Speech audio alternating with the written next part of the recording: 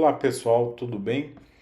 Hoje eu vou estar mostrando para vocês um pouquinho aí de conhecimentos de Laravel e também de projetos, organização, né, arquitetura. E hoje eu vou passar para vocês um problema que é muito constante em sistemas do Laravel.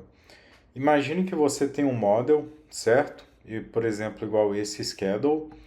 Só que esse model, além de ter um escopo global, né, você tem diversos tipos de funções nele e esse model já está ficando extremamente inflado, né?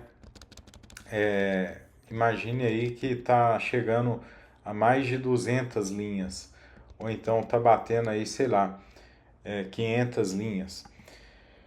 E aí você precisou adicionar na tabela, né, algum status, por exemplo, algum tipo. Então vamos supor, se for um pré-agendamento, eu vou usar a mesma tabela, mas eu vou ter um tipo diferente, né? Então lá na sua migration você adicionou um tipo. Só que aí você tem um escopo global levando em consideração toda a tabela de agendamento.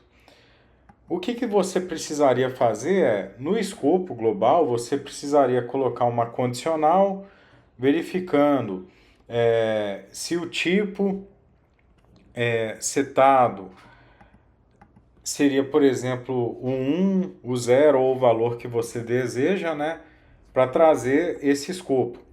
Só que imagina que você vai crescendo os tipos que você tem na sua aplicação e isso não fica nada elegante fazer essa solução para o seu código, porque vai ter várias condicionais aqui e as regras, né, para o seu model de schedule, para as suas regras de negócio, elas vão ficar muito misturadas, o que não é nada claro, né? Não é nada objetivo.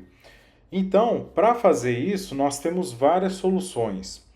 Uma é usar serviços, né? Ou seja, criar classes de serviços e repositórios diferentes para cada entidade. Ou então você poderia utilizar o seguinte: você poderia vir aqui e criar um outro model. Por exemplo, vamos colocar aqui que um tipo seria de pré-agendamento, né? Vou copiar aqui só para adiantar.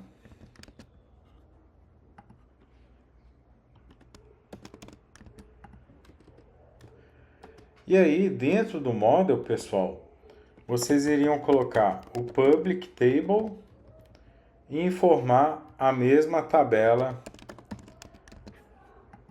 que o seu model, vamos dizer, o padrão. Por quê? Aí você poderia trabalhar com as regras próprias, tá? Para fazer isso.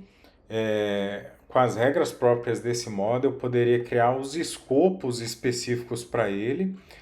E na hora de você fazer as requisições, você teria mais elegância, porque ao invés de sempre chamar schedule, você saberia que você vai estar consultando apenas as pré-schedules.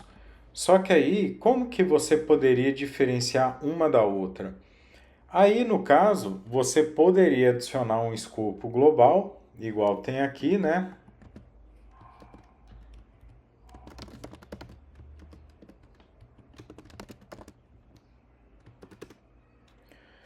E aí você colocaria uma condicional que seria o seguinte: quando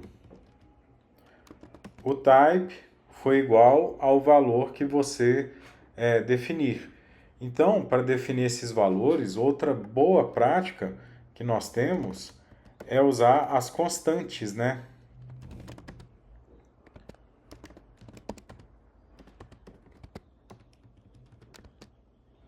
Então, por exemplo, um seria, ou então você poderia colocar direto, né?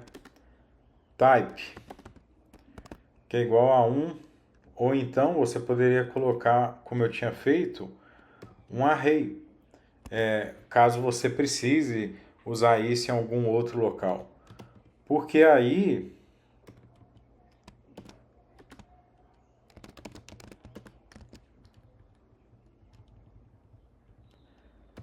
você poderia vir aqui e colocar o type e apenas referenciar, né, o índice dele. Aliás, faltou o self aqui, né? E dessa maneira você consegue fazer as coisas de forma mais elegante. E nesse caso, você faria, por exemplo, 2, que seria pré-agendado.